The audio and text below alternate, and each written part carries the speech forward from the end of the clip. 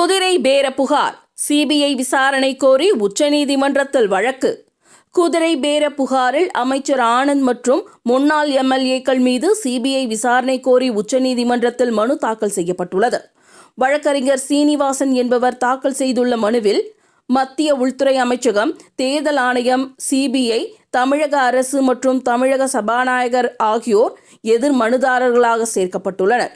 பெரும்பான்மையை நிரூபிப்பதற்காக குதிரை பேரத்தில் ஈடுபட்டதாக கூறி அமைச்சர் ஆனந்த் மற்றும் 4 முன்னாள் எம்எல்ஏக்கள் மீது சிபிஐ வழக்கு பதிவு செய்ய வேண்டும் என மனுவில் கோரிக்கை விடுக்கப்பட்டுள்ளது.